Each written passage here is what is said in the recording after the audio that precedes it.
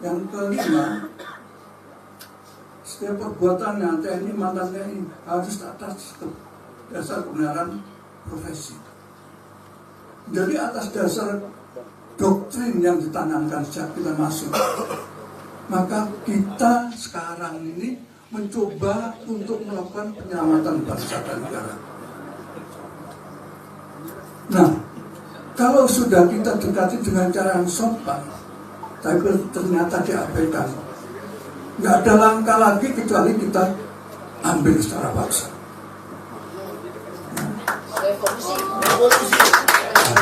Harus, ya. Kita duduk di MBR Senayan sana. Oleh karena itu saya minta siapkan kekuatan, ya, siapkan kekuatan, karena kita semata-mata ingin menyelamatkan bangsa negara. Persepsi kita harus sama, menyelamatkan bangsa dan negara. Itu, ya. Nah tadi saya sampaikan, kita serahkan kepada yang tadi itu. Saya tidak meragukan, selamat nggak bangsa ini ke depan. Ya? Oke, saya kira itu saja. Terima kasih atas perhatiannya. Saya akhiri. Wassalamualaikum warahmatullahi wabarakatuh. Terima kasih tepuk tangan untuk Pak Selamat Subianto. Ya, tegas kita rebut Indonesia dari cengkraman mafia geng Solo. Ya. Yang selanjutnya Pak Marsikal TNI Hanafi Asnan, apakah hadir?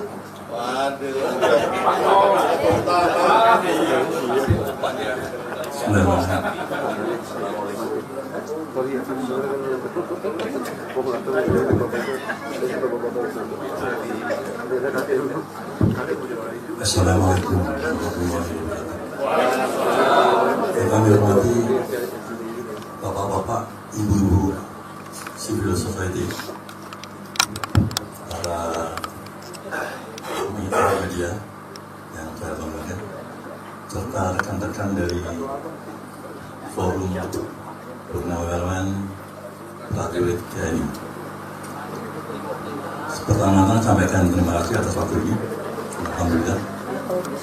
Dan tadi sudah disampaikan tentang semangat dari kita Forum Purnawirawan Prajurit.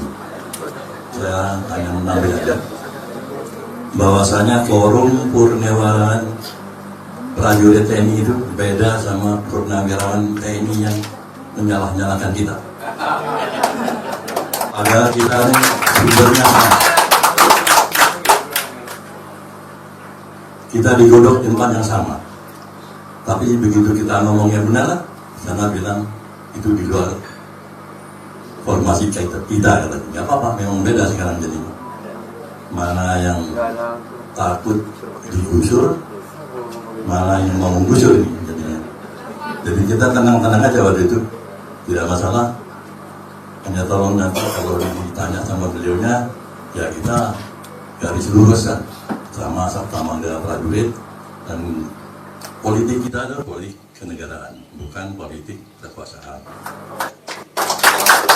Jadi kalau kita berada di luar bukan berarti memusuhi pemerintah, tidak.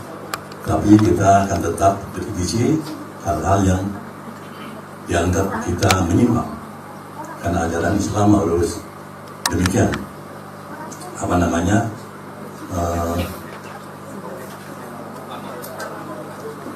Amal ma'ruf nahi munkar. Kita harus demikian memang. Tidak ada kata-kata yang di luar kemampuan itu kita harus diamkan. Kalau memang sudah disampaikan masih belum berhasil, ya kita ulangi lagi.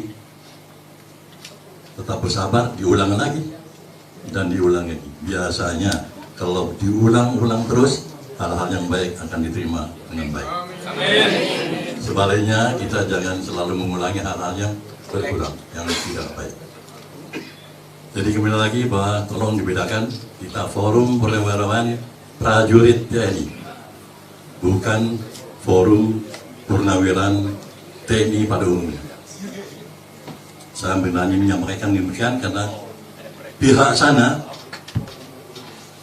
menganggap kita di luar formasinya dia. Di luar perjuangan bolehlah, tapi di luar formasi purnawirawan itu yang tidak benar, karena sama-sama purnawirawan. Demikian untuk singkatnya saya sampaikan ketegasan kami Forum Purnawirawan Prajurit TNI. Terima kasih. Assalamualaikum warahmatullahi wabarakatuh. Perlu saya garis bawahi penekanan bahwa purnawirawan yang hadir di sini adalah purnawirawan TNI yang sesungguhnya. Sementara yang purnawirawan yang membela Kuku Baka adalah purnawirawan abal-abal yang berorientasi politik kekuasaan. Purnawirawan yang hadir di sini purnawirawan yang berorientasi politik kenegarawanan. Nah, berikutnya kita undang Pak Tejo. Berikutnya Pak Sunarko, Jenderal Sunarko.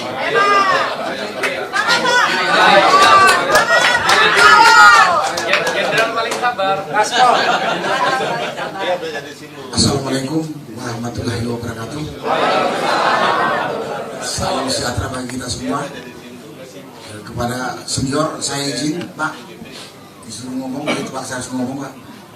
Dan kepada Bapak Ibu hadirin sekalian yang saya hormati dan saya muliakan, terima kasih saya diberi kesempatan bicara. Tapi sebetulnya saya lihat senior saya sudah ngomong lengkap. Jadi saya cuma mengulang saja. Prajurit TNI aktif maupun yang sudah pensiun, politiknya adalah politik negara. Politik negara itu menjalankan konstitusi tanpa ini, tanpa toleransi atau tanpa belok-belok. Jadi kalau ada yang mengatakan bahwa TNI harus loyal kepada pemerintah, itu tentara abal-abal atau purnawirawan abal-abal. Kami ini menjalankan politik negara sesuai dengan sumpah maupun ilmu yang kita terima dari lembaga pendidikan militer. Karena itu pada kesempatan ini juga mungkin teman-teman wartawan tuh bisa nanya kepada mereka-mereka yang mengatakan kami ini mereka ngomong kami ini orang sakit hati, kami ini orang nggak kebagian, nggak tahu kebagian apa gitu. Ya, bukan itu. Sekali lagi pada kesempatan saya bukan itu. Itu yang perlu saya tekankan pertama. Yang kedua, khususnya lagi para purnawirawan yang ada di pemerintahan, terutama ya Presiden Prabowo dan menteri-menteri yang ada di situ. Masa nggak mendengar kondisi bangsa yang seperti ini? Padahal informasi saat ini untuk mendapatkannya sangat mudah dan murah. Sangat mudah dan murah. Tapi faktanya pemerintah menjalankan kebijakan-kebijakannya tidak adil. Tidak adil. Nah, ketidakadilan itulah sekarang ini menjadi perhatian kami. Salah satunya. Berikutnya juga penyimpangan kebijakan yang dijalankan oleh pemerintahan sekarang itu, kita mengkhawatirkan negara kita ini menuju ke arah jurang. Karena itu kami bersuara keras untuk mengingatkan kepada pemerintah, dengarkan omongan rakyat. Jangan hanya mendengarkan omongannya kelompok oligark hitam. Memang mereka menguntungkan untuk pejabat-pejabat tertentu. Itulah yang bisa saya sampaikan pada kesempatan ini. Sekali lagi, sebetulnya saya yang paling ingin itu mengoreksi pemerintah yang sekarang tidak jelas. Diberi amanah, digaji oleh rakyat, tapi mereka jalan menurut mau-maunya sendiri. Dan sudah banyak menyimpang. Saya ingat dulu sebelum pelantikan kabinet, sekjennya Gerindra yang namanya Ahmad Muzani, dia akan membentuk, Prabowo akan membentuk jaket kabinet yang isinya para profesional. Sekarang kabinetnya banyak isinya manusia abal-abal. Hah? Second kabinet. Kalau saya bilang kabinet orangnya isinya para abal-abal berusak negara ini. Gitu. Itulah yang sekarang kita, salah satu di antara poin yang kita sampaikan, agar pemerintah ini berjalan lurus sehingga apa yang dicita-citakan oleh pendiri negara ini atau founding father negeri kita ini terlaksana begitu. Itulah yang bisa saya sampaikan pada kesempatan ini. Terima kasih atas kesempatannya. Terima kasih. Wassalamualaikum warahmatullahi wabarakatuh. Tangan untuk Pak Sunarto, dan pesannya sangat jelas. Kekuasaan yang awur-awuran tidak boleh berlanjut, Pak ya.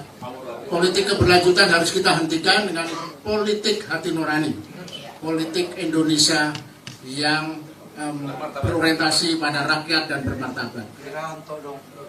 Berikutnya, Jenderal TNI Purnawirawan Tiasno Sudarto berhalangan. Baik, kita beralih dari Purnawirawan. Sebenarnya yang lain-lain nanti ada waktu, tetapi kita ganti suasana. Sekarang tokoh-tokoh pergerakan sipil. Kita mulai dari budayawan kondang, Mas Eros Jarot.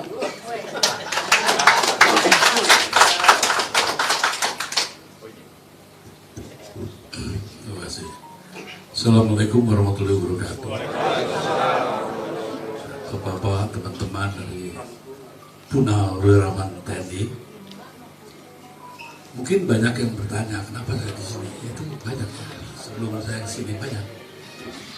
Karena saya berdiri di sini sebetulnya untuk menyatakan secara pasti bahwa apa yang disuarakan oleh bapak-bapak Purnawirawan ini tidak ada kata lain kecuali benar.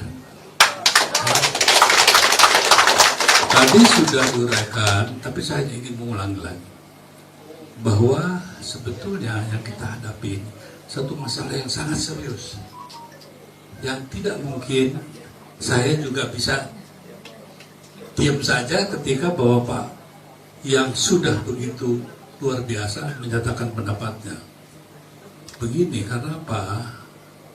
Saya juga tadi ya sudah banyak. Kalau soal yang sebetulnya paling pasti itu ya, kayak perbuatan tercela, itu sudah sangat nyata.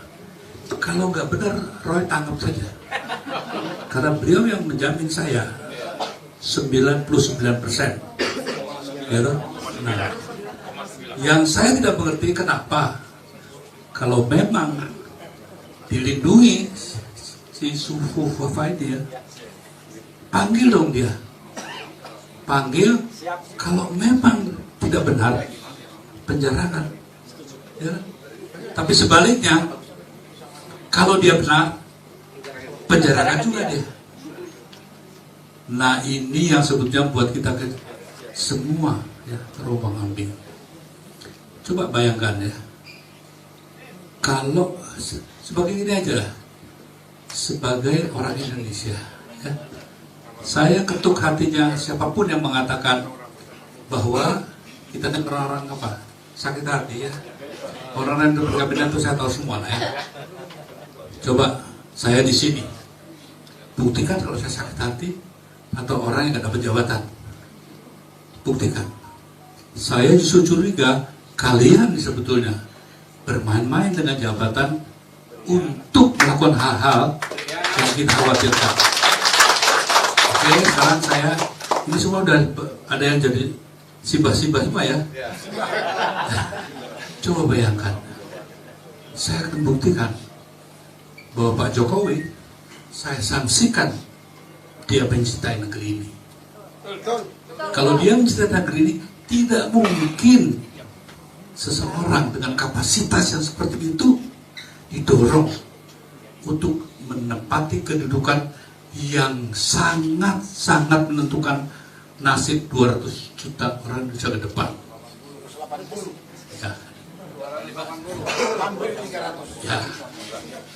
Yang penting saya coba garis bawahi ya. Tidak mungkin. Karena apa? Bayangkan tadi sudah masalah SMP, nanti saya ada perbuktian, saya nggak begitu ikut ke sana ya. Tapi bagaimana seseorang yang tidak punya pengalaman apa-apa, wali kota pun baru setengah jalan, gubernur pun belum, tidak punya pengalaman organisasi apapun, ya, langsung jadi wakil presiden. Bagaimana Bung Hatta nangis, bagaimana Pak Adam Malik nangis, bagaimana Pak Bung Mul nangis, itu penghinaan yang luar biasa. Bagi bangsa Indonesia, saya harus nyatakan di sini, ketersinggungan itu sudah sampai puncak luar batas kita. Pulihkan.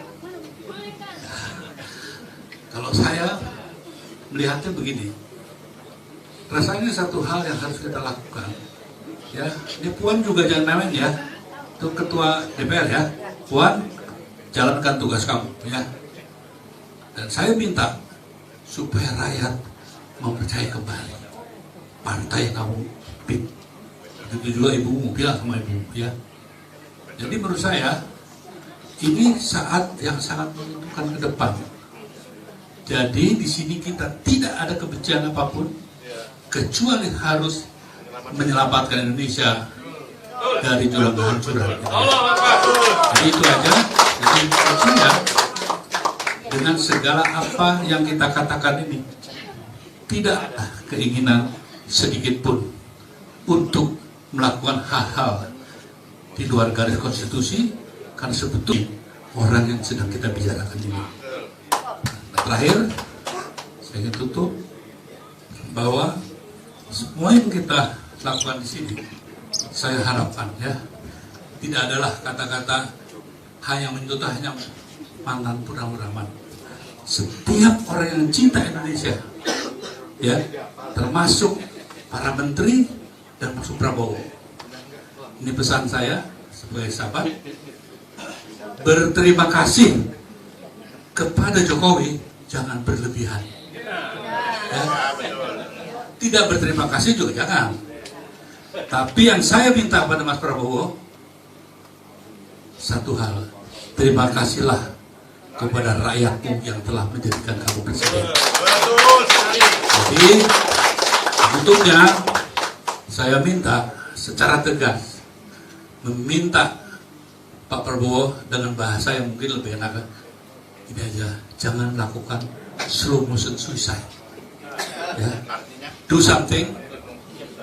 Kalau mau tegak berdiri, singkirkan mereka-mereka yang merusak tatanan negara kita Indonesia. Betul sekali. Tangan untuk Mas Eros ya, tadi Mas Eros menyinggung soal di sini bukan barisan sakit hati, itu mustahil. Di sini barisan yang sangat sehat, bapak-bapak, kakek-kakek ini sangat sehat. Dan kita tahu yang sakit siapa yang ada di Solo, sakit apa? Kudis. Dan anaknya juga tadi cacat mental. Nah, jadi yang di sini pasti sehat walafiat semua. Nah, berikutnya kita persilahkan nih pejuang PIK 2 Muhammad Saididu. Assalamualaikum warahmatullahi wabarakatuh. Terima kasih bapak-bapak purnawirawan prajurit, bukan purnawirawan TNI, purnawirawan prajurit TNI. Kalau di sana purnawirawan TNI aja. Mungkin. Sebagai informasi tadi Pak Tiasno sudah datang dari Jogja, tapi ada gangguan kesehatan tidak sampai sangat serius. Jenderal TNI Tiasno Sudarto.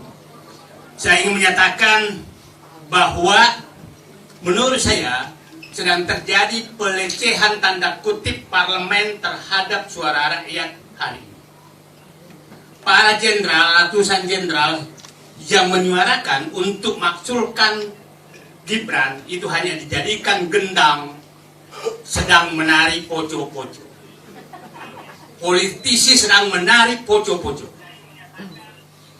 Dan karena sangat jelas bahwa yang diperjuangkan ini adalah Wapres Gibran itu sudah memiliki 3 cacat: moral, legal, dan kompetensi. Itu 3 cacatnya: moral, mental, kompetensi, dan legal. Ini yang disuarakan.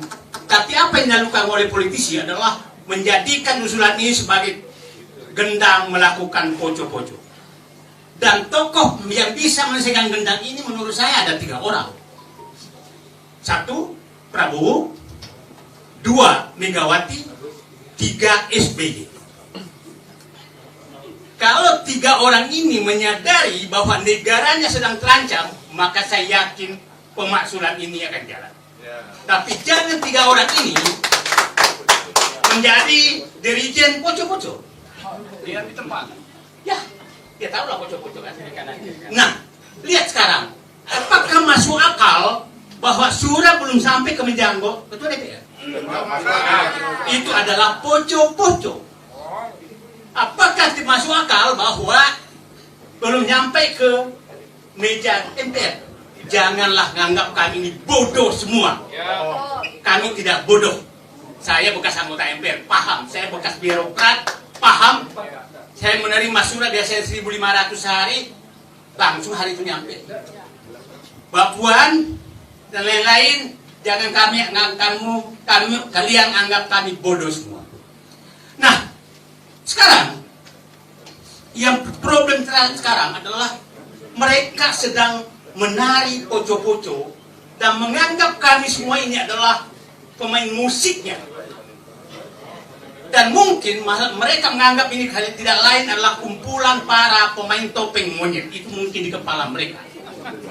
Kami bukan pemain topeng monyet. Kami bukan pembuat irama penarian poco-poco yang Anda sedang laksanakan. Kami pencinta NKRI 24 karat. Pencinta dan penikmat NKRI. Kalian mungkin pencinta dan penikmat cuan. Dan kita tahu. Yang sebelah sana, Bapak tahu, tiap hari ada penggantian pemerintahan. Memuji sana, memaki sini, setelah kalah, memuji lagi yang menang. Penjilat. Dan itu yang menikmati terus. Nah, sekarang. Jadi saya tidak mau masuk kepada teknik pemaksulan. Kalau 3 orang ini berhenti menjadi dirijen poco-poco, maka selesai masalah itu. Nggak usah saya katakan, saya masih berharap nasionalisme Prabowo, patriotisme Prabowo bangkit. Saya masih berharap konsistensi Bu Megawati yang mempertahankan konstitusi pada saat dia menolak 3 periode itu bangkit kembali. Saya berharap Sumpah Prajurit Sabta Marga SBY, saya mohon maaf saya nggak menyumkan anaknya karena saya yakin anaknya bisa diarahkan oleh SBY, itu bangkit. Kalau 3-3-nya masih bermain poco-poco seperti ini, ya apa boleh buat, kata Pak Slamet Subianto tadi, bisa terjadi. Ya, nah sekarang saya ingin hanya mengatakan bahwa kalau kita jangan mencoba lagi menghitung-hitung berapa jumlah suara, itu nggak ada gunanya, karena sistem pengambilan keputusan di kita itu tergantung ketua partai. Sekarang terakhir saya membahas peluang masing-masing ketua partai. Apakah ada harapan? Harus. Enggak, jelaskan dulu. Apakah masih ada harapan mereka? Bukan, belum tentu harus. Semoga. Bapak masih mengharap kepada ketua PAN? Ya, tentu. Enggak kan? Ya, jadi bukan harus. Bapak masih mengharap ketua umum Golkar? Ya. Enggak kan? Jadi saya ingin menyampaikan susunan kira-kira partai yang kita harapkan selain 3 orang tadi. 1, PDIP, karena dia konsisten ingin tidak mau 3 periode, mudah-mudahan masih konsisten. 2, Gerindra. 3, tapi masih dengan Demokrat tapi agak di bawah. Yang kira-kira abu-abu itu PKB, PKS itu abu-abu. Yang kita tidak bisa harapkan 3 partai. Menurut saya, ketumnya belum tahu anggotanya. Ketum Partai Golkar jangan pernah mengharap, karena dia takut sama Raja Jawa. Yang 2, ketum PAN jangan pernah berharap, ya, karena saya tahu dia lompat kiri lompat kanan demi sesuatu. Yang terakhir yang ini lompat kiri lompat kanan juga itu ketua umum Nasdem. Oke, jadi terakhir saya katakan tarian poco-poco yang dilakukan oleh parlemen saat ini hanya bisa dihentikan oleh 3 orang. yaitu Prabowo, Megawati, dan sedikit pada SBY. Mari kita ketuk hati mereka seperti hanya 98, hanya 4 orang berkumpul, Gus Dur, Megawati, Sri Sultan, sama Amin Rais. Apakah 3 orang ini bisa berkumpul? Disitulah kita menguji nasionalisme, patriotisme mereka untuk menyelamatkan bangsa ini. Karena tidak terbayang saya kalau terjadi sesuatu kita akan dipimpin oleh Gibran. Kenapa? Dan jangan heran kalau banyak sekali menginginkan Gibran. Oligarki sangat menginginkan Gibran. Karena gampang sekali diatur. Ya. Jadi musuh kita itu ya saya sering adalah oligarki menginginkan Gibran menjadi presiden. Terima kasih. Assalamualaikum warahmatullahi wabarakatuh. Tepuk tangan. Jadi perlu digarisbawahi, oligarki menginginkan keberlanjutan keluarga Blonga-Blongo maksudnya. Ya, kita sedikit ganti suasana supaya tidak para maco, para pejuang pejantan ini, kita suara perempuan ya. Kita mulai dari Ibu Musda Mulia, Prof. Musda. Oh, jadi kita siraman rohani dari Profesor Musda.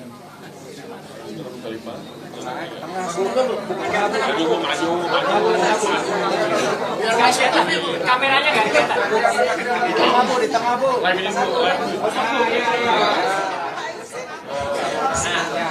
Assalamualaikum warahmatullahi wabarakatuh.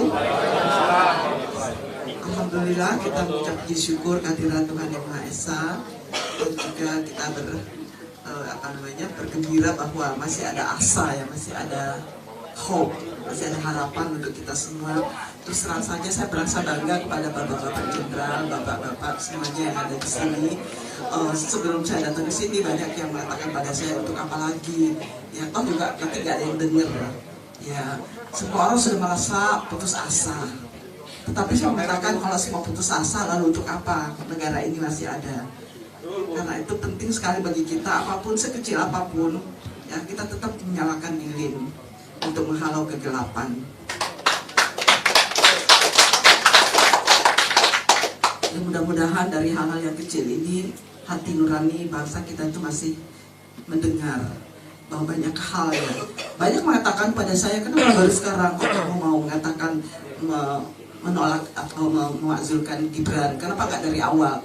Nah, dari awal kita merasa bahwa kita harus mengikuti aturan main pemilu. Semuanya berjalan dengan baik. Tetapi waktu itu sama sekali tidak terduga bahwa orang seperti Gibran akan terpilih. Kita mengatakan nggak mungkin lah. Ya, tetapi ternyata kita salah. Bangsa kita ini adalah bangsa yang lapar, karena itu lebih mudah diberikan bansos. Karena itu penting bagi kita menguatkan literasi. Ini kata kunci. Sehingga kita di ke depan ini menjadi lebih cerdas. Yang tidak mudah diiming-imingi hanya dengan bansos. Sehingga kita bisa memilih presiden, wakil presiden hanya dengan iming-iming bansos. Bisa nggak itu selesai di masa yang akan datang? Karena kalau selama masyarakat kita ini lapar, miskin literasi, miskin segala-galanya, kita mudah ditunggangi oleh oligarki. Yang berkuasa adalah oligarki di semua lini, dalam kehidupan ekonomi, kehidupan politik, kehidupan perdagangan, bahkan dalam kehidupan agama juga dikuasai oleh oligarki. Karena para ormas agama juga sudah dikuasai oleh oligarki dengan konsensi tambang. Jadi kita nggak punya kemampuan apa-apa, hampir semua di dalam kehidupan kita udah nggak punya harapan. Tetapi saya adalah orang yang selalu punya optimistik, karena itu kita bisa hidup. Dan agama terutama dalam Islam itu mengajarkan kita untuk selalu punya harapan. Karena kalau kita nggak punya harapan, berarti kita sudah tidak ada gunanya lagi hidup. Karena itu saya sangat mendukung ya acara sore hari ini, bahwa kita melakukan sesuatu agar supaya negara kita ke depan itu menjadi lebih baik. Karena kalau bukan sekarang, kapan lagi? Ya mungkin tahun ini belum bisa dimakzulkan, tapi mungkin tahun depan lah, supaya negara kita tidak terlalu banyak kerugian. Rugi. Oke, minggu depan juga boleh, tapi negara kita tidak rugi di mana-mana. Yang penting adalah usaha dari kita semuanya, dan kita semua bersatu. Apa yang kita lakukan ini bukan karena materi, bukan karena apa-apa, tapi demi Indonesia tercinta. Itu aja. Makasih banyak. Assalamualaikum warahmatullahi wabarakatuh. Yang mulia. Ya, kita kembali suara lembut dulu. Kita undang Ibu Rostin Ilyas. Ya, ini pegiat.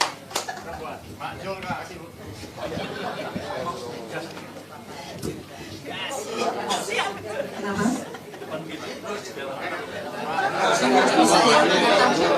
Kelihatan kan? Merdeka! Yang gak kelihatan tuh SMK. Saya sebetulnya waktu mau kesini tuh deg-degan juga gitu loh. Ngapain sih kok baru sih terjun ke politik praktis? Ini politik, aku pikir ini bukan politik. Ini adalah suara rakyat. Politik berbangsa dan bernegara itu harus kita politik. Karena itu adalah politika. Saya Rostin Ilyas, yang biasanya saya bergelut dengan anak-anak di kolong-kolong jembatan, juga remaja-remaja, di mana sekarang ini saya bingung untuk bicara dengan mereka. Apa yang harus saya berikan contoh kepada mereka? Nah, itulah sejak konstitusi diacak-acak, dipaksakan untuk menjadikan seorang anak yang belum cukup umur menjadi wapres dengan merubah angka-angka itu, dan itu terjadi sebuah pembiaran dan kita semuanya mengamini saat itu, diam semuanya, termasuk saya tentunya. Kita jujur aja deh, kita terhipnotis saat itu. Lah kok yang menang baik gitu loh kan? Akhirnya terjadilah apa yang terjadi. Siapa yang menjadikan dia? Ini Golkar. Waktu itu kan ketuanya Bapak Erlangga yang kena kasus korupsi, ya kan? Ya sudahlah, dipegang kepalanya, ayo bantu nggak kan gitu. Ini kita tuh nggak tolol gitu loh. Nah sampai sekarang kasusnya Pak Erlangga juga ayam-ayam aja nggak diurus kan? Itulah ongkosnya. Oke, jadi yang saya lihat di sini adalah sebuah kebohongan yang dibiarkan akhirnya menjadi sebuah pembodohan kepada generasi-generasi muda. Belum lagi contoh ijazah palsu. Anak-anak sekarang jadi ketawa-ketawa. Ngapain kita sibuk-sibuk sekolah? Ijazah palsu aja jadi presiden. Contoh apa lagi yang akan saya berikan kepada mereka? Kalau saya tidak bertemu langsung dengan mereka, mungkin saya masih bisa menghindar. Kalau di sini saya enak ngomong. Coba kalau di depan anak-anakku yang di jalanan saya, wah kita diajarin begini, ikut kejar paket A, ngapain juga? Coba. Hal-hal yang seperti inilah yang saya hadapi setiap hari. Dan itu secara nasional. Mau di Kalimantan, mau di Madura, mau dimanapun juga sama pertanyaannya. Kok bisa? Nah akhirnya mereka belajar menjadi tidak jujur. Dosa siapa ini semua? Dosa kita. Dosa kita. Kita nggak berdosa, Jokowi yang berdosa. Kita dosa karena kita diem Pak. Waktu itu kan. Kalau kamu itu melawan, tapi sendiri.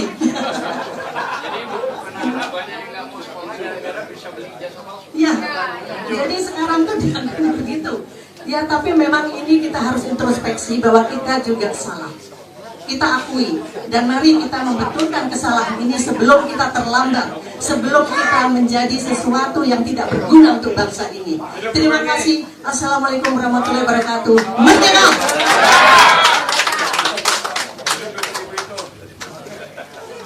Sekarang kita kembali urutan kacang ya, yang di depan ini kita selesaikan dulu. Ada Pak Suripto, tokoh yang malang melintang di dunia.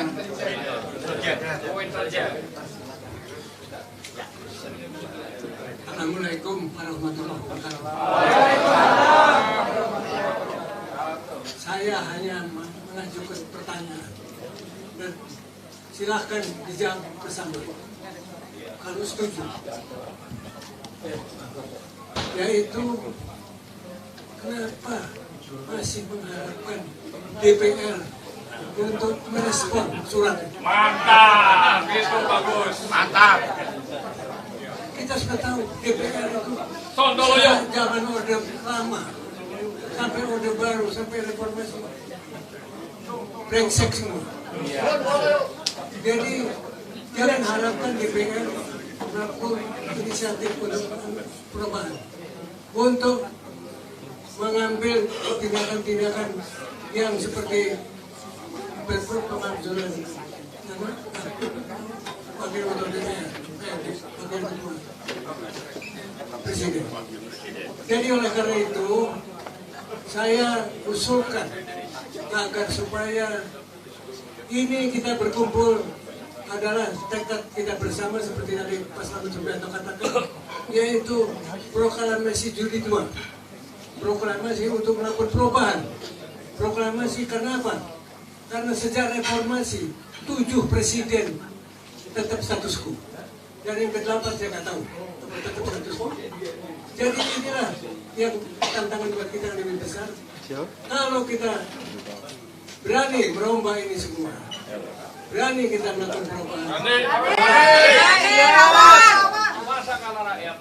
maka harapan rakyat untuk diselamatkan, terutama generasi yang akan datang, bisa lebih aman dan lebih sejahtera dan mempunyai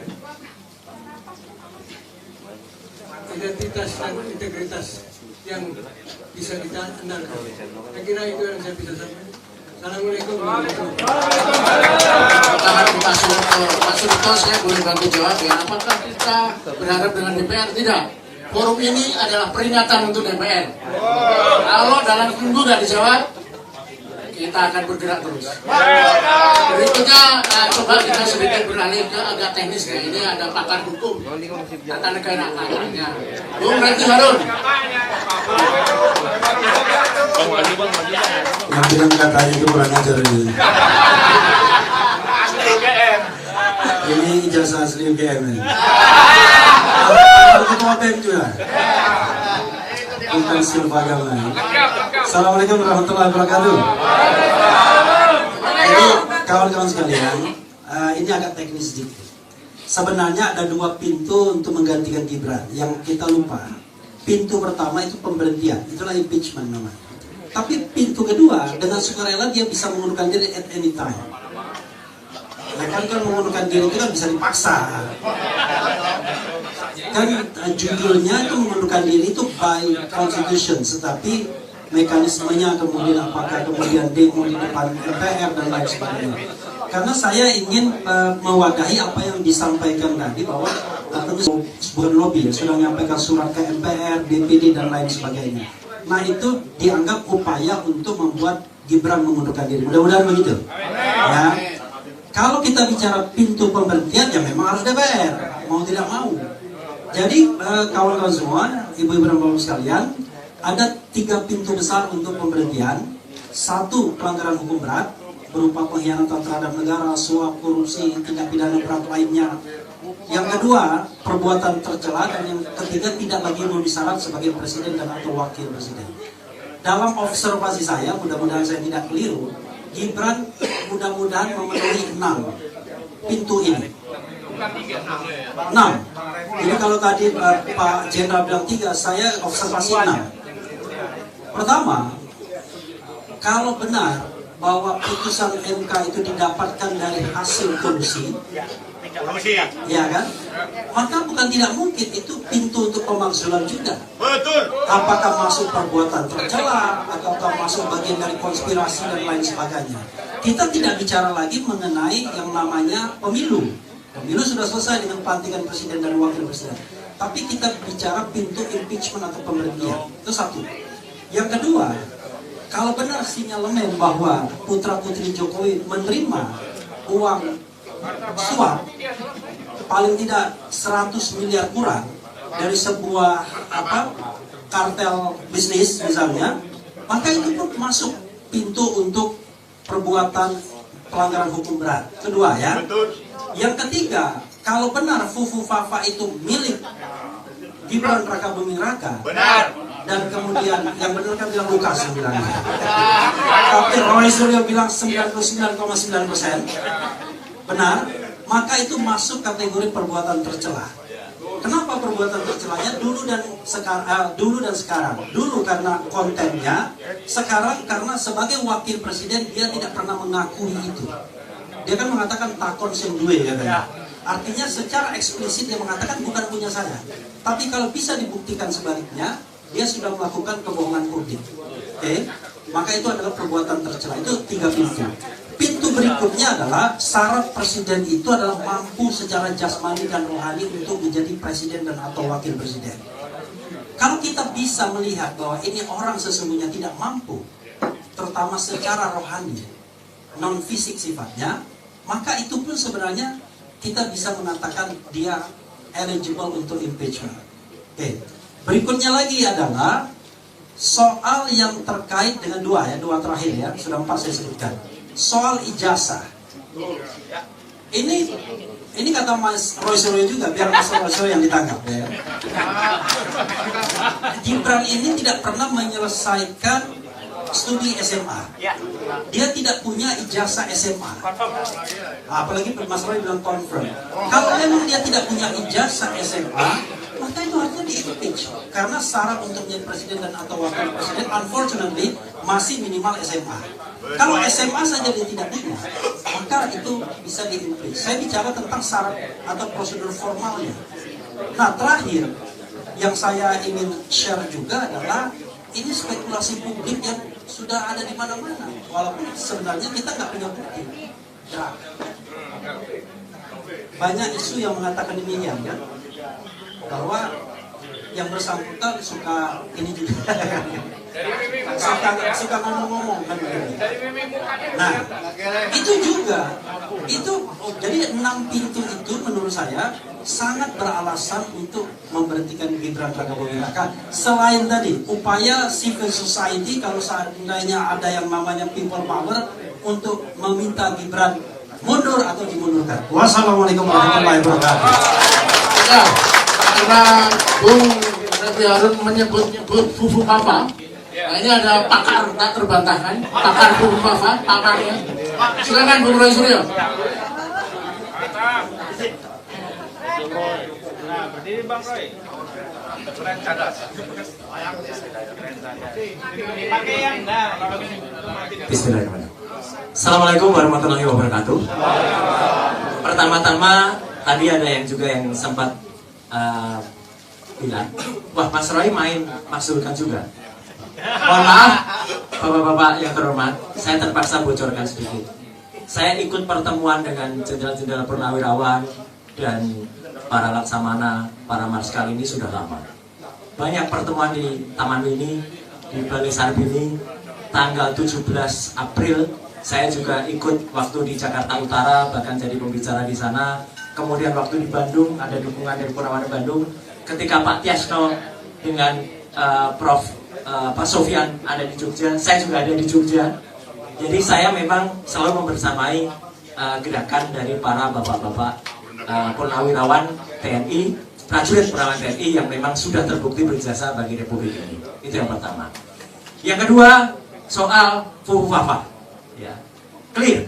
Dan ini bukan omon-omon, bukan hanya sekedar teknis tentang Fufu Papa ini sudah kita presentasikan berulang kali secara teknis, bukan hanya dengan para termul, ya, bukan hanya para buzzer yang hanya bisa ngomong terocos, motong pembicaraan.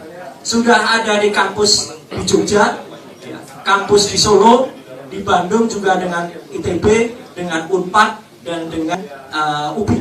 Ya. Jadi sudah kita clearkan apa temuan saya yang mengatakan 99,9% itu detail soal Fufu Papa. Sudah juga saya presentasikan di depan DPD dan clear, semua sudah melihat. Jadi ini saya berani mempertanggungjawabkan, tidak hanya habluminanas tapi habluminallah.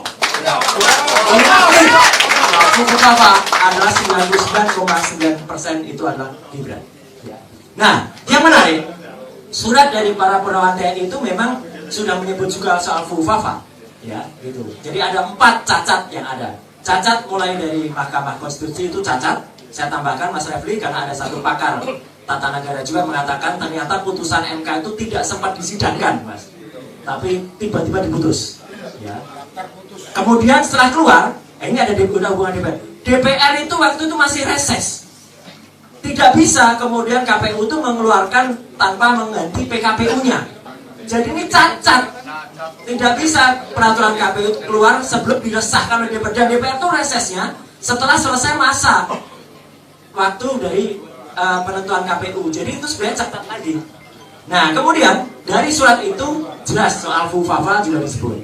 Kemudian soal ketidakmampuan dia dan ketidakkompetenan dia. Kemudian soal korupsi yang ada. Jadi bapak-bapak sekalian, saya tambahkan satu lagi. Kalau memang kemarin dikatakan bahwa itu kan sebulan dia dilantik. Tidak, setidaknya ada dua teman-teman semua. Saya pernah bongkar, tapi waktu itu saya langsung dikriminalisasi, langsung dilaporkan ke Barreskrim, tapi alhamdulillah nggak jalan. Fufu Papa itu Gibran tuh berbuat curang pada saat debat capres. Clear banget, dia menggunakan alat bantu berupa headset, dan dia dipandu dari orang-orang yang ada di belakang. Curang. Tapi tidak mampu orang-orang itu untuk kemudian memeriksa. Padahal saya sudah bilang geledah dia, karena dia menggunakan jaket yang tinggi itu kayak itu. Di sininya ada yang namanya wearing earphone itu. Ada clear banget, dan itu nampak sekali bagaimana panduan dia. Dan yang paling baru Bapak dan Ibu sekalian, tanggal 4 Juni yang lalu, jadi ini setelah surat itu masuk, dan itu dia sudah menjadi wapres. Dia terciduk, dan itu confirm akun Instagram dia resmi Gibran Rakabuming itu memfollow judi online, clear, dan sudah di konfirmasi oleh Setwapres. Setwapres dengan santainya mengatakan, Bapak dan Ibu sekalian, sudah unfollow kok. Barusan sudah unfollow. Dan dia tidak hanya satu akun judi online, 3 akun judi online. Jadi ini sangat-sangat fatal menurut saya. Jadi Bapak dan Ibu, kita juga mengatakan, maka dia ini kehilangan etika, jadi dia harus cari-cari etika dia sendiri Bapak dan Ibu. Nah ini dia cari-cari etikanya sendiri. Nah ini pun juga termasuk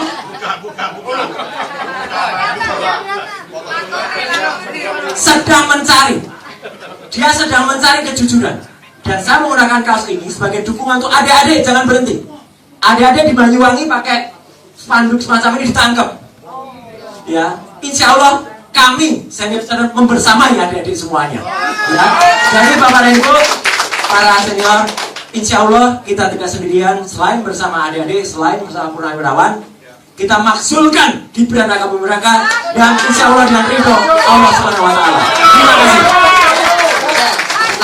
Berikutnya saya undang Petrus Celestinus bersama tim advokasi TPDI, dan kemarin mensomasi.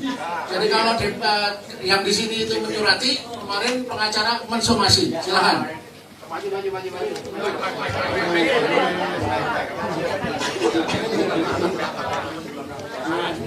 Assalamualaikum warahmatullahi wabarakatuh. Selamat sore. Sebagai advokat, kami mendukung gerakan ini untuk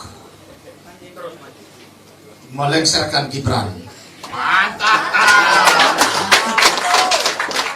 Saya cerita sedikit, tanggal 10 Oktober 2024, atas nama advokat ini kami sekitar 30 advokat mendatangi MPR meminta supaya tanggal 20 Oktober 2024 Gibran tidak dilantik.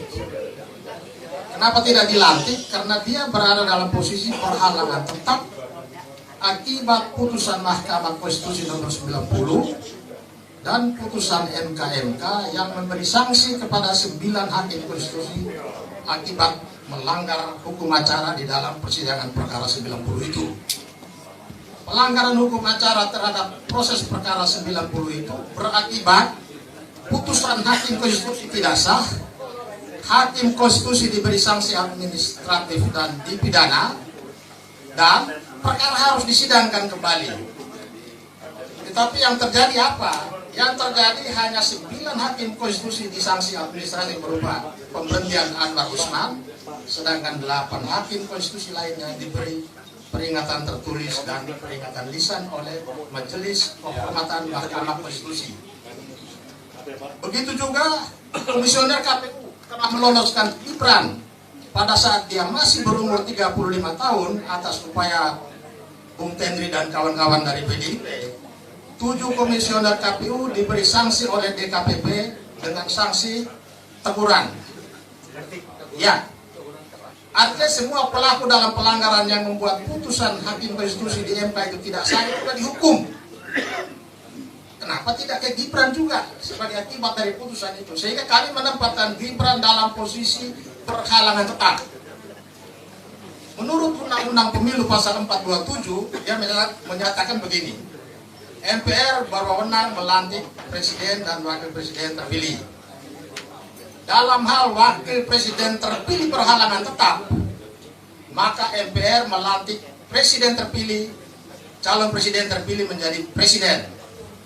Artinya seharusnya tanggal 20 Oktober itu, kalau MPR ini masih punya mata dan telinga dan hati nurani, dia harusnya menyerap aspirasi masyarakat yang mulai muncul sejak proses perkara 90, 91, 92, 93, 94, 95 yang substansinya sama, tapi perkara yang lain itu ditolak, hanya perkara Gibran yang dikabulkan.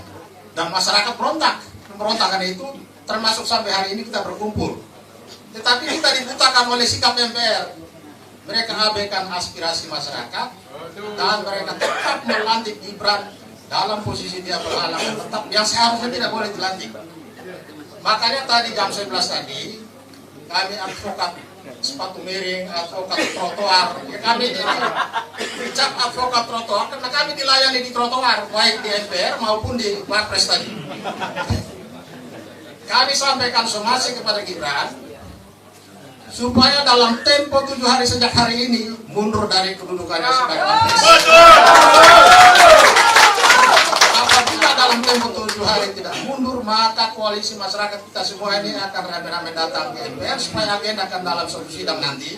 Syukur-syukur Agustus ini sidang. Agendakan didiskualifikasi dari jabatan wakil rakyat. Ya, karena temanya hukum, saya undang Pak Dwi Cahyo, mantan Hakim Agung.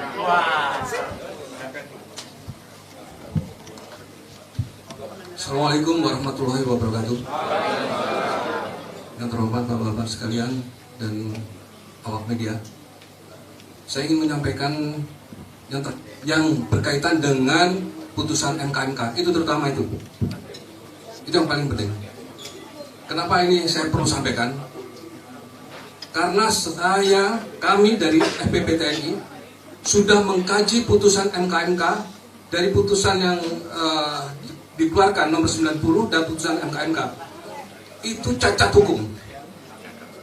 Karena apa? Di dalam putusan MK di mana harusnya majelis MK mempertimbangkan secara komprehensif seluruh yang berkaitan dengan masalah untuk memecat pamannya si Anwar Usman, ya, sehingga tidak dipecat karena tidak mempertimbangkan secara komprehensif undang-undang yang harusnya menjadi pertimbangan majelis MK. Di dalam undang-undang nomor 48 tahun 2009, undang-undang kekuasaan kehakiman, kemudian dengan undang-undang MK nomor 7 tahun 2000, salah saya sebutkan.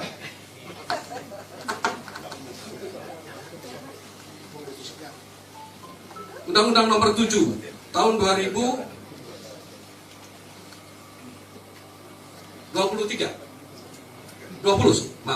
Undang-Undang nomor 7 tahun 2020 Undang-Undang MK semua mengatur bagaimana ketika terjadi penyimpangan terhadap seorang hakim yang ada hubungan semenda terhadap salah satu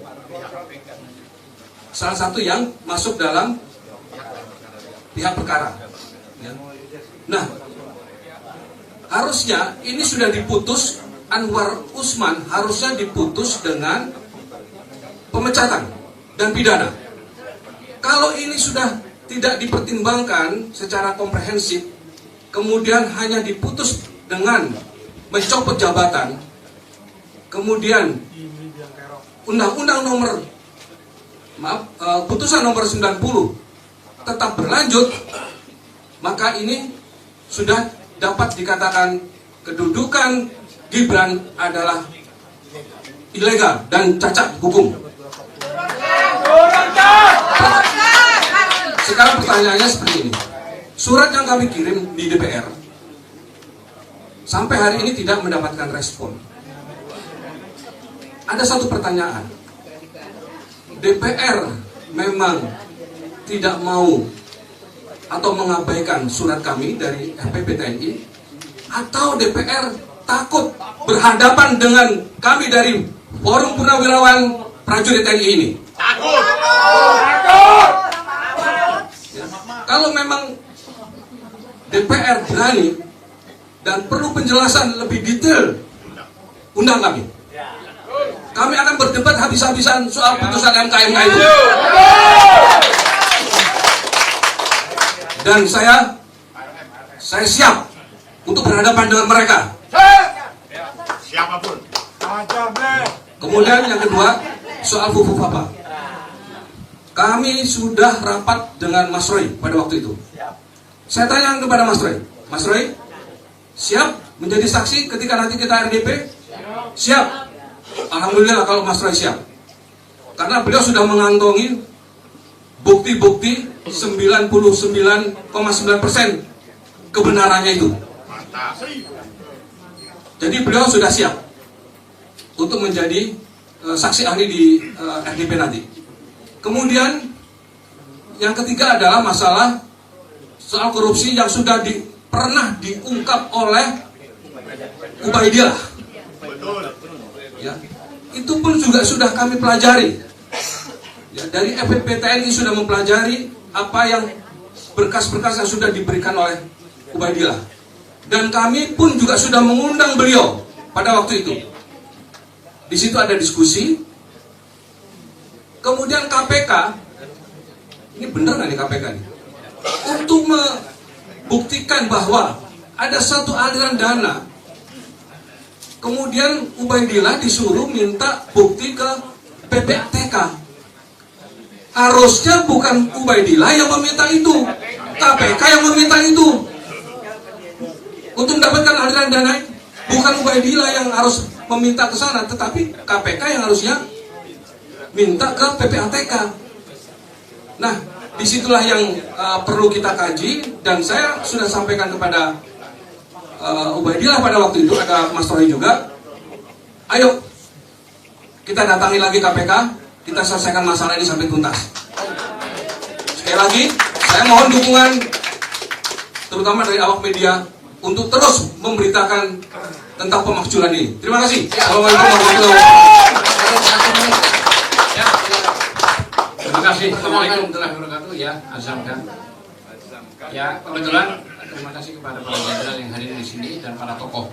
Jadi ada dua hal yang tidak bisa dibantah dalam hal ini soal Gibran. Yang pertama tadi sudah dijelaskan, hanya tambahannya saya perlu sampaikan bahwa di putusan 90 itu tidak pernah Gibran dihadirkan dan diperiksa di Mahkamah Konstitusi.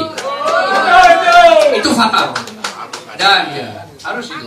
Dan yang kedua, PKPU itu sampai detik ini usia syarat presiden dan wakil presiden itu 40. Ingat, Gibran dihadirkan dan dipaksa untuk jadi usia 36. Dan ini bukan cuma mencatat sejarah di dunia. Ya.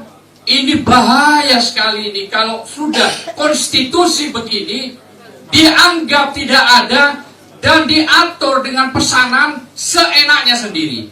Kalau begini, jangan harap negeri kita ini bisa berhasil. Apalagi kelompok-kelompok rakyat di pasal 1 ayat 2 jelas Undang-Undang Dasar mengatakan bahwa daulat negeri ini ada di tangan rakyat. Di ayat 3-nya Panglima adalah hukum. Semua sudah ditutup ini oleh kepentingan oligarki dan kepentingan penguasa. Saya kira itu aja. Terima kasih. Assalamualaikum warahmatullahi wabarakatuh. Berikutnya kita tidak bisa menikmati dari Bung Marwan Batubara. Ya, makasih Mas Bekas. Assalamualaikum warahmatullahi wabarakatuh. Ada beberapa hal saya kira kalau bicara pemakzulan, isunya itu adalah isu hukum dan politik. Nah, bicara hukum, sebetulnya deliknya sudah lebih dari cukup. Jadi sudah tadi sebut 6 atau berapa, satu aja sudah cukup sebetulnya. Jadi karena itu kita tidak terlalu tertarik lah. Kita sudah tahu tadi juga barusan disebutkan tentang negara hukum. Jadi sekarang kita bicara masalah politik. Yang sebelum dilantik Gibran itu yang berkuasa adalah bapaknya. Yang dipakai adalah politik kekuasaan. Jadi kalau sudah politik kekuasaan, apa saja diterabas. Nah sekarang presiden sudah berganti. Mestinya Prabowo itu tidak menggunakan pendekatan politik kekuasaan. Maka kita minta Pak Prabowo itu untuk kembali menegakkan hukum. Terserah itu harus berhadapan dengan Jokowi. Itu satu hal.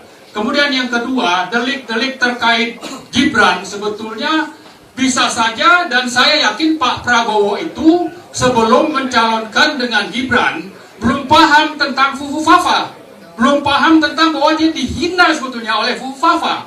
Jadi karena itu sangat relevan bagi Prabowo untuk mendukung proses pemakzulan itu. Nah yang ketiga, poin yang penting adalah bahwa kalau bicara DPR, termasuk eksekutif seperti Prabowo, ya kan beliau ini ketua Gerindra.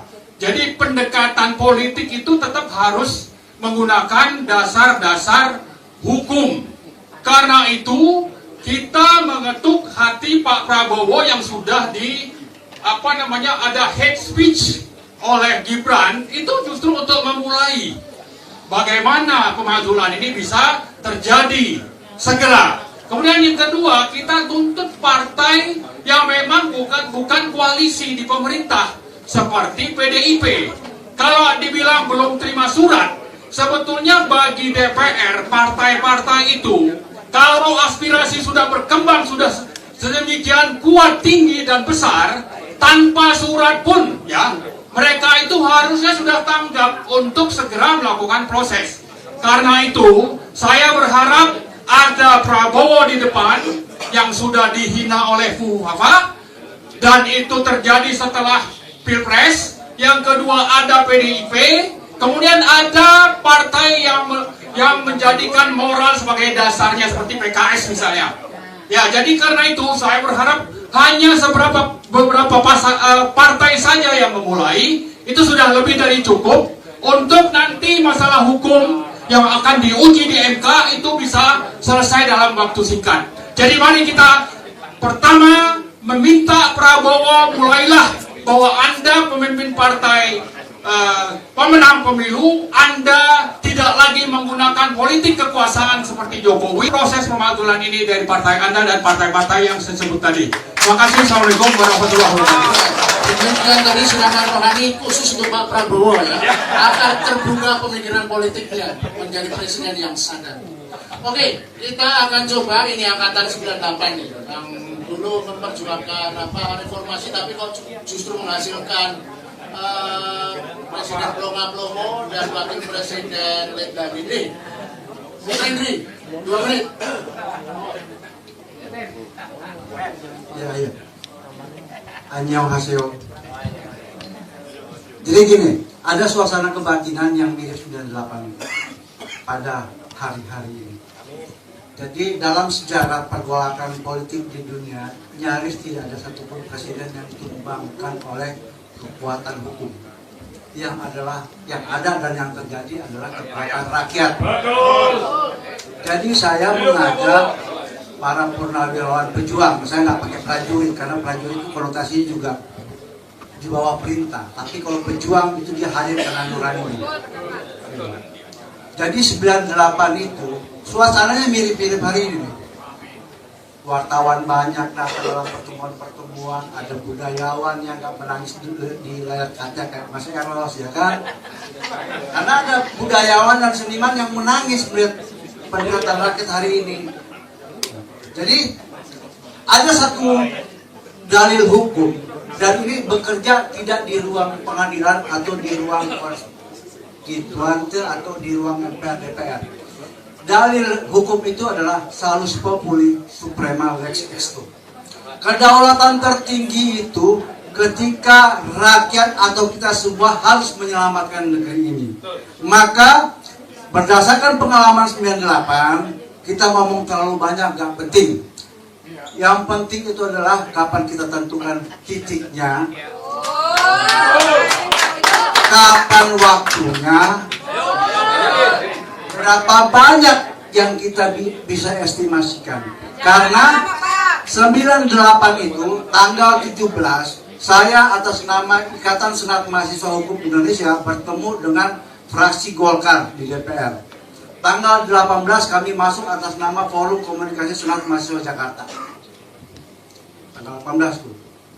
Tanggal 21 malam seingat saya, kemudian ada perintah evakuasi, akan terjadi pertarungan antara Kostrad dengan Marinir. Saat itu dipimpin oleh Mayor Jenderal Soeharto. Kita dirayu, ayo adik-adik keluar. Tapi kita bertanya, kita mau dievakuasi kemana? Karena Panglima Kostradnya masih si dia. Takut juga kita jadi rumpon, ya kan? Tapi karena dijamin oleh Jenderal Soeharto, akhirnya kami berangsur-angsur pulang dikawal oleh Marinir. Gitu kan. Nah, dari pengalaman sejarah 98, kalau rakyat bergerak, maka DPR itu lumpuh. Sekarang caranya gimana? Barisan itu dipimpin oleh Mayor Jenderal Sunarko, ya kan? Saya udah berkali-kali, bahkan saya bahkan pernah dalam satu forum di Balairung Matra, ya Pak Jenderal. Saya bilang, Pak Jenderal, ayo angkat senjata. Kita pilihannya cuma mati, Pak. Laksanakan. Ayo, Pak Jenderal pimpin kita bawa senjatanya. Kalaupun kita akan ditembak oleh pasukan Parcok lah atau Parjo yang nggak jelas itu, ya udah kita mati bareng aja. Ayo, ya kan? Kita ini sudah melewati suatu fase ketakutan yang teramat, rejim Orde Baru, ya kan? Lalu ketakutan apa lagi yang harus kita apa ya? Gak ada lagi lah, udah kita gak punya ketakutan lagi lah, ya kan? Negeri ini kalau dibiarkan 1 tahun lagi makin hancur, bos. Ada Pak Rito yang paham bagaimana laporan-laporan itu harus kita olah, Pak Rito ya, untuk bagaimana berjuang. Pak Rito juga banyak jejaring, Mas Eros banyak jejaring, Pak Narko banyak jejaring. Semua di sini punya jejaring. Kalau saja termasuk teman-teman wartawan ngumpul 10 orang aja per hari ini, jebol itu. Ayo, ya. Wallahu muwaffiq ila aqwamit thoriq. Assalamualaikum warahmatullahi wabarakatuh. Ya, kita untuk mengorganisir kita ya. Baik, kita juga sejenak, kita berikan kesempatan kepada wartawan untuk bertanya. Ya, tolong sebutkan dari media mana, pertanyaan singkat dan ditujukan ke siapa? Biar bapak-bapak ini, jika ada ya. Oke, silakan. 1, saya kasih 3 atau 4. 2, wah. Ada lagi? Oke, 2 dulu, silakan, Pak. Oh, wartawan bukan? Terima kasih. Pak Eros, PDIP kata Pak Didu tadi kan kuncinya ada 3 tokoh ya. Salah satunya Ibu Mega. Tapi kita lihat Mbak Puan sendiri seperti itu gayanya. Oh iya, saya kader PDI. Di sini banyak kader PDIP, saya tahu. Di sini banyak kader PDIP. Anda tadi bicara 98, saya wartawan yang di depannya. Kalau lihat putaran saat itu. Intinya gini loh, tolong Ibu Mega, kalau memang suara PDIP, anggota PDIP sudah banyak menuntut, Anda harusnya maju. Kalau Anda maju, yakin SBY dan PS Pak Presiden pun juga akan ikut. Jadi jangan suara-suara anggota kader-kader PDIP, pendukung PDIP, Anda biarkan begitu saja.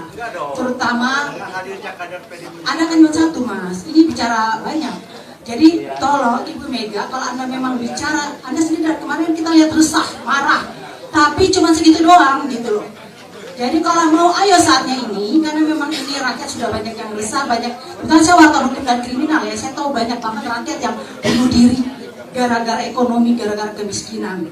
Jadi tolong Anda kalau punya nurani, seperti dulu kita tahu Anda bagaimana berjuang, saya juga liputan udah dulu, jadi ingat banget saat itu. Tolong saatnya maju, insya Allah nanti Pak SBY dan Presiden Prabowo akan ikut.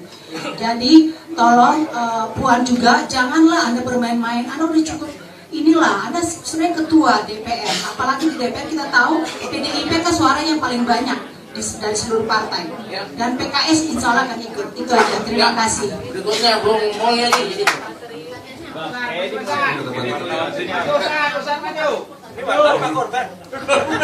Wartawan apa? Korban Jokowi 7,5 bulan. Bismillahirrahmanirrahim. Assalamualaikum warahmatullahi wabarakatuh. Tadi Bang Said bilang ada 3 orang yang berperan penting kalau mau memajukan kubu Papan. SBY, Mega, Prabowo. Bang Said, ini ada orang habis gajian, kerja bulanan gajian, lewat Pak Uki malam-malam.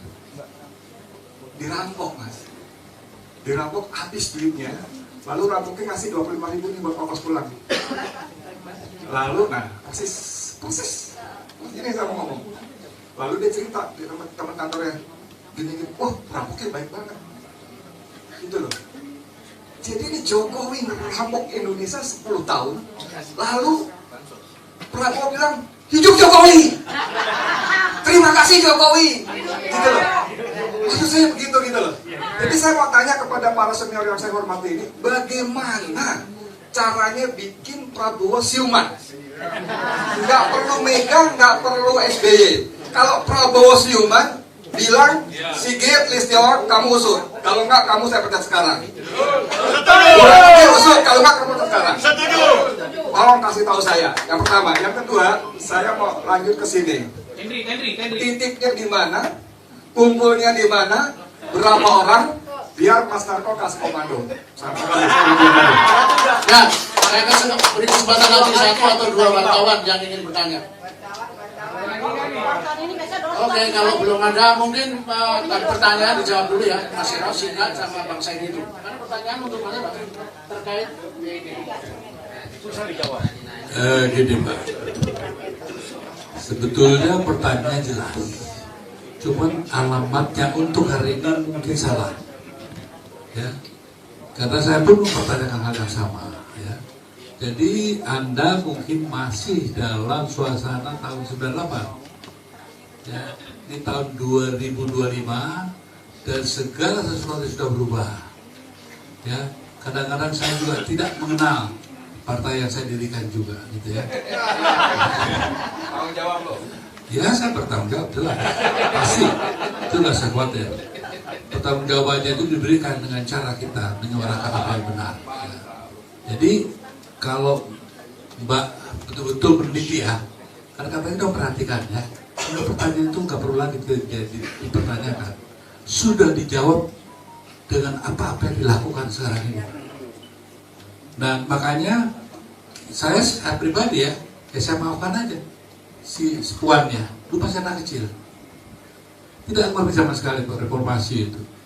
Jadi kalau umpamanya sekarang kita terlalu berharap banyak, ya, yang dia dibesarkan dalam satu situasi seperti ini, mungkin salah alamat juga gitu ya.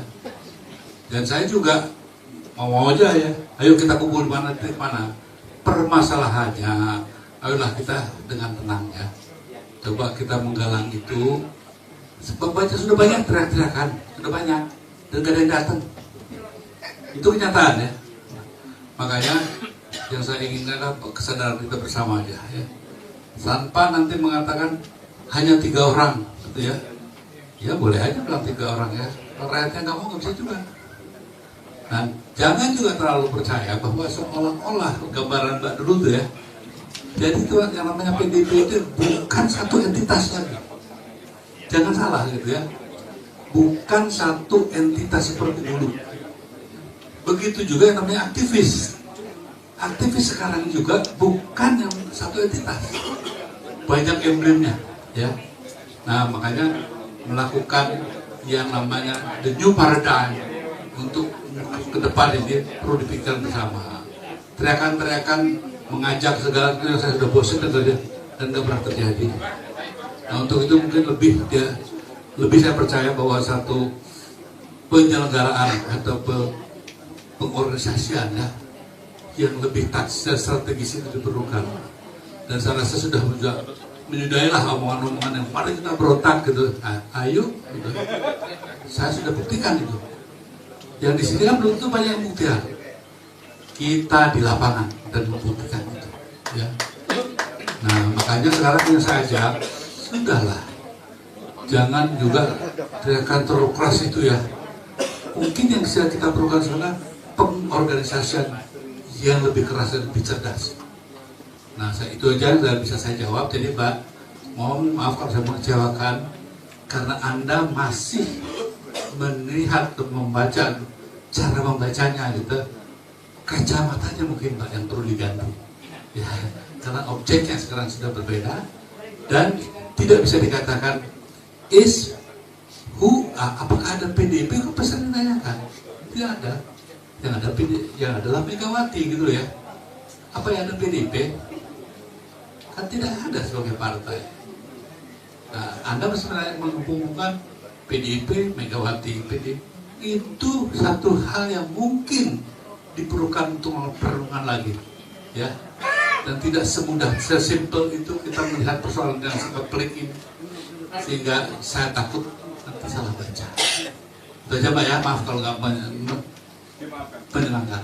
Ya, Bang Said itu diminta membuat Prabowo siuman, gimana tuh? Saya tidak tahu apakah kebetulan setiap ada desakan kepada dinasti Jokowi langsung muncul Prabowo untuk membela. Setiap. Contoh saat mau pelantikan penentuan menteri langsung menghadap ke Solo kan. Karena saat itu bahwa isu bahwa menteri-menteri dari Jokowi out dan masuk PDIP, langsung Prabowo terbang ke Solo 13 Oktober menghadap Jokowi. Pada saat acara Gerindra di Sentul yang teriak hidup Jokowi, itu kan kejadiannya betul. Pada saat sampai sekarang Gerindra kan belum menentukan pengurusnya. Karena saat itu Munas menetapkan bahwa Prabowo akan maju 2029. Info yang kita dapat, Jokowi marah karena mau anaknya. Maka diobati dengan teriak hidup Jokowi. Pura-pura itu. Ya, nggak tahu siapa itu beneran. Nah, yang ketiga, saat Bobi mulai disentuh dan sekitar ini di Medan, itu langsung menyatakan mari kita hormati Jokowi. Jadi memang saya nggak tahu, kalau kita tanya orang-orangnya menyatakan ini strategi, tapi ini memang strategi tikungan tajam yang sangat berbahaya. Karena mohon maaf, di sekitar Prabowo itu adalah orang-orang Jokowi. Orang-orang Jokowi. Yang ada pendukung Jokowi 24 karat mungkin ada di ruangan ini. Nah, itu yang problem Pak. Jadi menurut saya, ya saya setiap ini berdoa saja, ya Allah, bikin siuman Prabowo kembali ke jati dirinya. Musuh utama Prabowo adalah otaknya dipaksa keberlanjutan, tapi pikirannya itu adalah menyelesaikan paradoks Indonesia. Nah, itu kontradiksi terus dalam diri. Jadi saya hanya mengajak semua ini, mari kita sama-sama berdoa agar Prabowo jadi siuman dan lepas dari bayang-bayang Joko Widodo. Karena Joko Widodo betul-betul membuat kerusakan yang sangat berat. Tapi Prabowo tidak pernah mengeluh atas beban itu. Coba kemarin waktu 2023, 24 Oktober kan menyatakan utang cuma 8.000 triliun. Tahu-tahu sekarang di muka Menteri Keuangan menjadi 10.000 triliun. Berarti hanya sekian bulan bertambah 2.000 triliun. Artinya ini kau kerja duet Mulyono Mulyani yang selalu dibangga-banggakan itu menyembunyikan utang agar nama baik Prabowo Jokowi masih bagus. 2.000 triliun dalam waktu 2-3 bulan. Ini clear sekali. Jadi, nah terus Pak Prabowo masih percaya Mulyani, masih percaya yang lain, sementara dia dikerjain. Jadi saya menganggap, ya Allah, saya tahu, saya berharap betul pemikiran Prabowo masih tetap patriotisme dan nasionalisme bergaya rambut. Malah saya tekan ultranasionalis, tapi hatinya janganlah terlalu maha pengasih kepada perusak negeri. Karena saya menyatakan Pak Prabowo sekarang walaupun pidatonya mulutnya menyatakan berantas korupsi, ambil aset negara, tapi terlalu maha pengasih pada para perampok. Terima kasih. Jadi jawaban saya, mari kita semua berdoa agar kembali Prabowo siuman. Assalamualaikum warahmatullahi wabarakatuh. Tepuk tangan untuk kita semua, Bapak Ibu, karena teman-teman wartawan ini mesti tayang berita ini jam 6 nanti ya. Jadi kalau sudah tidak ada pertanyaan dari teman-teman wartawan akan kita akhiri. Tapi saya beri kesempatan kepada perwakilan dari Purnawirawan TNI yang ingin menjadi penutup. Pak Fahrul, Pak Slamet, Pak Deddy Budiman, Pak Sugiharto. Oke, Pak Sugiharto singkat, kemudian ditutup oleh Pak Fahrul Razi ya. Oke, tolong singkat Pak.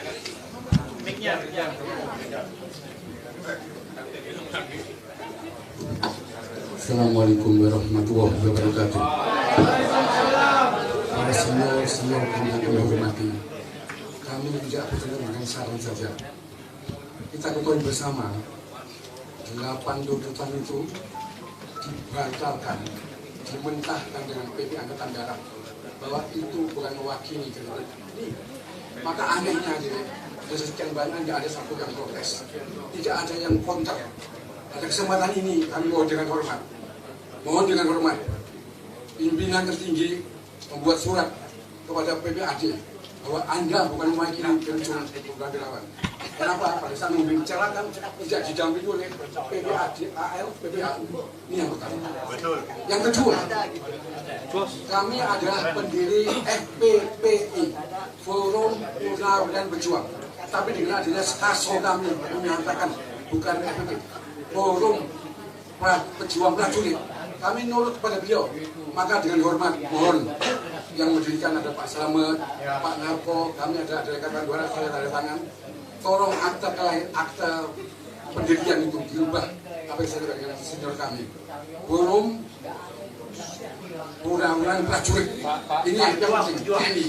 Jadi bukan yang kemarin. Forum Purnawirawan Berjuang Indonesia. Tolong dirubah. Mengapa dirubah? Supaya ada tembusan apa yang disampaikan oleh PPAD tadi. Mau dengan hormat ini dapat tembusan. Ternyata di Kaso Mabesa tidak ada. Saya ingin Pak Mabesa tidak ada tembusan yang disampaikan kemarin, dibacakan itu. Yang dibacakan tuntutan, 8 tuntutan tidak mewakili. Sedih saya. Sedihnya apa? Tidak ada konter. Tidak ada konter dari kita. Itu salah. Kenapa? Ilegal. Tidak gebuk. Ke Mabesa tidak ada, Mabesa tidak ada. Bahkan di kita kan ada ketuanya, Pak Narko yang tanda tangan itu, Pak Slamet AL-nya, Pak Narko dengan Pak Kifaljen tanda tangan. Kami Angkatan Darat mewakili tanda tangan itu. Alam polisi tidak ada, hanya darat, laut dan udara. Yang terakhir, kami mohon dengan kesempatan yang baik ini, tolong surat resmi pada Presiden supaya dibuat kita bintang fungsi komando. Apa itu? Zamannya Pak Tarmanji Tahir. Siapa itu? Angkatan Laut menjadi Menteri Agama. Bintang fungsi mau ada 3. Bin Roh, bin ideologi dari kejuangan. Wah, digemparkan di seluruh satuan. Tidak ada anak buah yang salah pimpinan. Ya, ini supaya muncul kembali, di TNI. Bisa membayangkan seorang pimpinan partai mau Pancasila diganti jadi sila. Diam saja Pak Panglima TNI. Kasau juga diam jaga.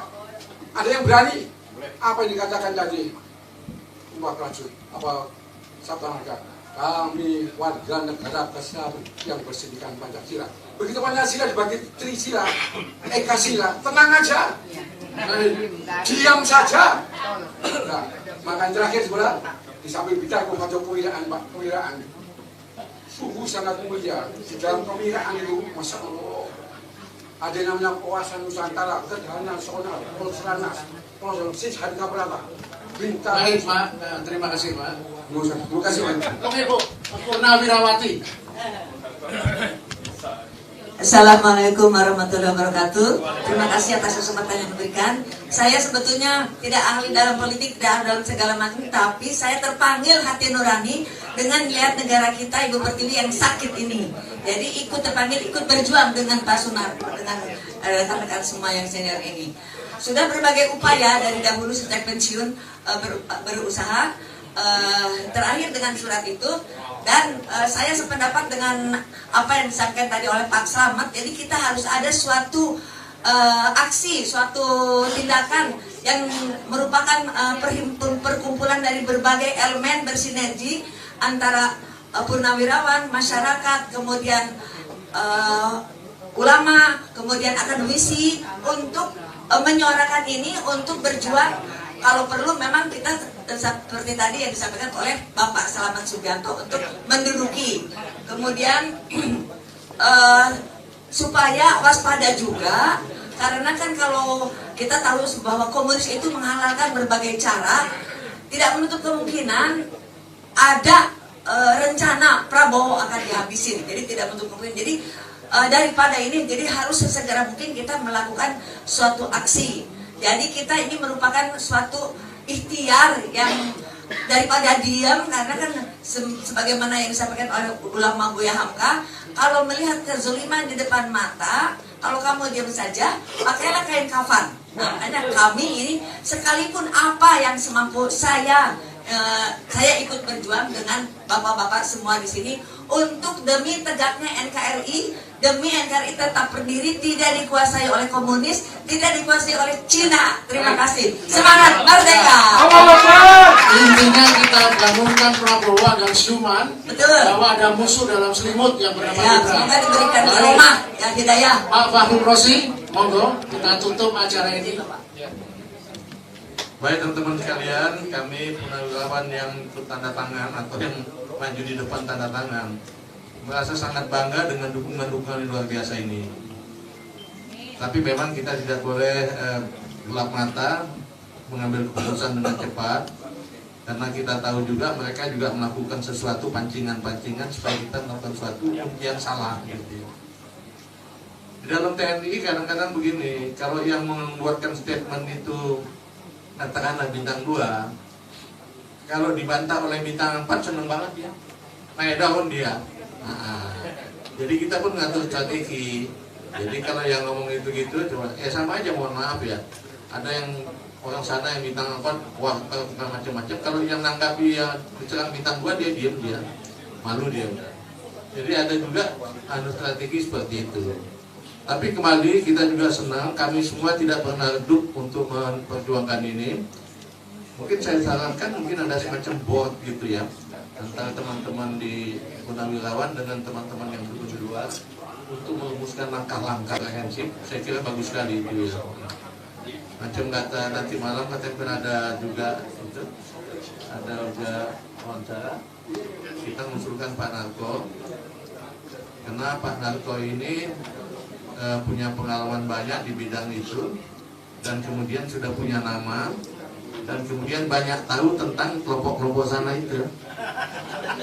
Biasa kalau Pak Narko ngomong nggak banyak ngomong, karena nanti lah kau udah tahu kau gitu ya. Kalau saya kebetulan beda satuan dengan orang sana umumnya itu. Jadi kalau saya ngomong yang ada sesuatu yang bilang kamu seolah-olah aku mana tahu itu yang tahu. Tapi kalau Pak Narko yang ngomong, orang diam itu. Benar banget. Tapi saya setuju bahwa memang semangat kita nggak boleh berhenti. Dan saya bahagia sekali kalau teman-teman media terus menyebarluaskan ini, bahwa memang semangat kita tidak kena berhenti untuk menurunkan Gibran. Bukan karena kita benci sama dia, tapi kita pikir masa depan bangsa ini sudah sangat terancam. Gitu. Kembali terima kasih banyak atas upaya ini. Saya sarankan nanti mungkin saya boleh dibuat tim kecil untuk merumuskan board untuk kita mengambil langkah-langkah yang efektif bagaimana ke depan. Terima kasih. Dari Topik Walidaya. Assalamualaikum warahmatullahi wabarakatuh. Kita semua, dan terima kasih untuk Bapak Ibu sekalian. Acara ini berjalan dengan efektif, dan pasti siapa yang teman-teman wartawan akan merebut bapak-bapak untuk bertanya yang dalam dunia jurnalistik doorstep. Terima kasih. Terima kasih untuk teman-teman. Kita bertemu lagi dalam kesempatan datang, dan bagi yang haus ada sedikit snack di luar sumbangan dari ibu-ibu pejuang Ibu Agnes Monica. Terima kasih, sampai ketemu di lain kesempatan.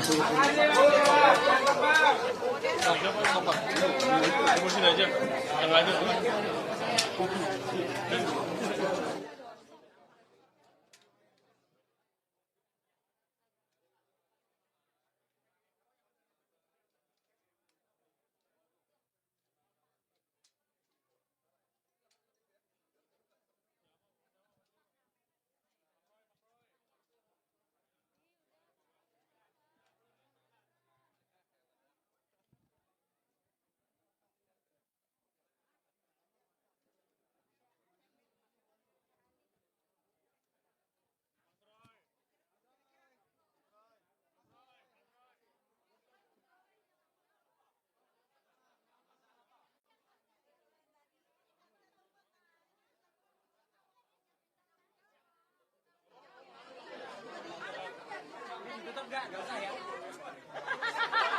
Buka aja ini.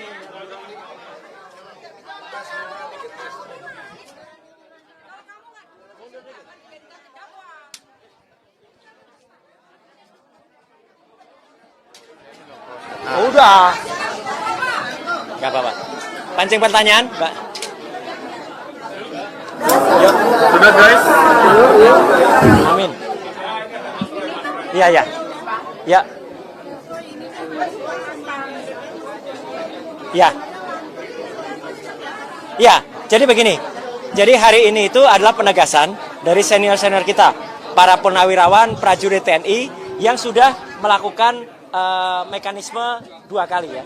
Yang pertama adalah mengiriman surat kepada Bapak Presiden ya, yang itu waktu itu ditandatangani oleh ratusan purnawirawan. Kemudian karena beliau-beliau itu mendapatkan masukan bahwa surat untuk pemazulan itu harusnya masuk melalui lembaga atau wakil rakyat, maka kemudian awal Juni yang lalu dimasukkan surat ke Dewan Perwakilan Rakyat atau DPR. Mekanismenya memang panjang ya, karena kalau menurut mekanisme yang ada, biasanya DPR itu harus membacakan dulu surat, kemudian 2/3 dari DPR itu kalau ada 25 orang yang setuju untuk kemudian membahas itu dalam rapat untuk di paripurna dan berasal dari minimal 2 fraksi, itu 2/3-nya hadir, kemudian 2/3 setuju, baru kemudian dibawa ke MK. Itu mekanismenya. MK nanti diberi waktu 3 bulan untuk memutus. Kalau MK sudah setuju, baru dibawa ke MPR. Tampaknya ini panjang dan melelahkan.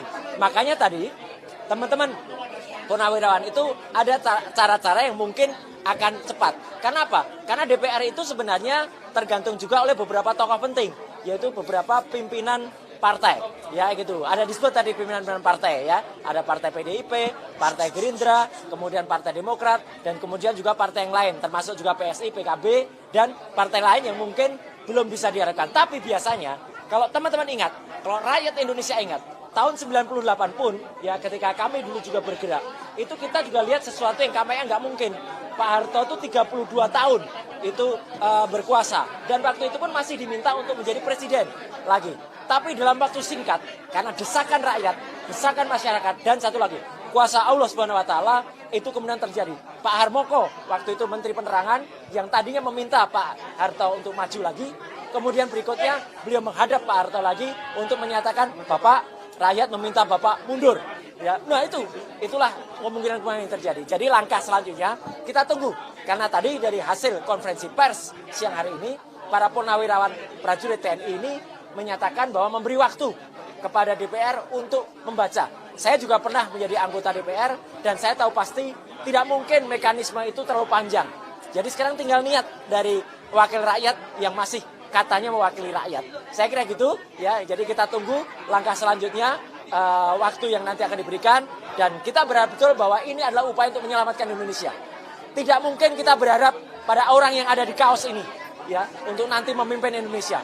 Bahkan sekarang sudah mulai digaungkan, katanya dia menurut seseorang yang menurut saya sudah masuk nggak masuk akal ya pikirannya, karena mungkin dia dulu di depan DPR dia dulu pernah digebukin ya, sudah mulai agak nggak jelas. Katanya ini wapres terbaik sepanjang sejarah gitu ya. Waduh, ini benar-benar menyesatkan. Kita tidak mungkin mempertaruhkan bangsa ini untuk orang yang tidak jelas, dan masih banyak lagi tadi saya juga sebutkan beberapa yang mendukung pemakzulan, termasuk apa? soal fufafa, soal indikasi korupsi, soal ketidakmampuan, dan akun follow dia, akun Instagram dia itu memfollow akun judi online. Ini benar-benar sebuah tindakan yang sangat tidak pantas dan tindakan yang sangat memalukan dari seorang wakil presiden. Saya kira itu. Mas Roy, Ya, hari ini kan kemarin kan Polda memanggil Mas Roy Ya. untuk lanjutan kasus yang ada di Polda. Itu kemarin kan sempat Mas Roy nggak hadir. Ya, Mungkin ada alasan. oke. Jadi nggak apa-apa, ini soal lain. Hari ini kebetulan saya memang hadir di sini. Tidak di Polda Metro Jaya. Kenapa? Saya, Dr. Rismon, yang hari ini ada di Pasar Pramuka, kemudian Dr. Tifa yang hari ini lagi ada di tempat lain, kami siap ya 11.000 triliun persen untuk hadir sebenarnya.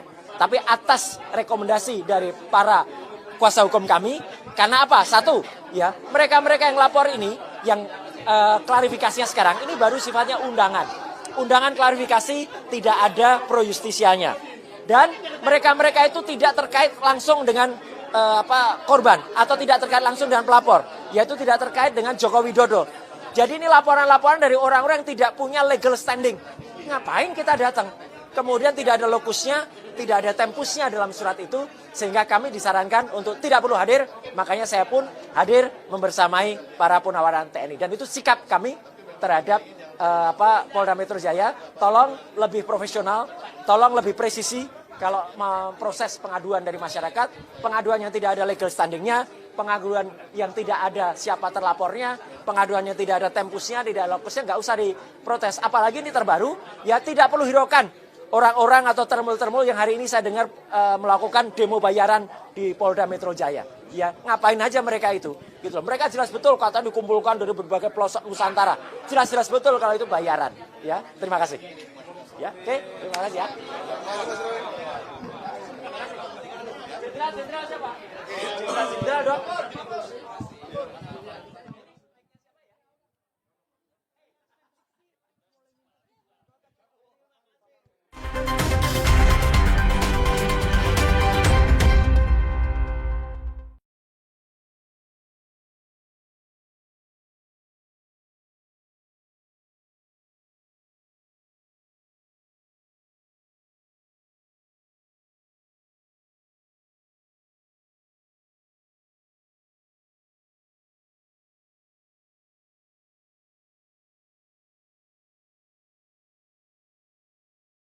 Kita tembusi kepada semua surat kita itu kita tembusi kepada semua partai politik, ketua partai politik ya.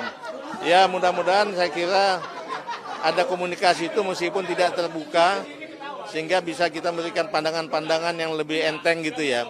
Kalau terbuka kan selalu orang punya beban ya. Wah nanti ada begini nih. Tapi kalau tertutup sedang kita upayakan kita lakukan nah. Gitu ya. Kalau terbuka kita pahamlah situasi politik ya.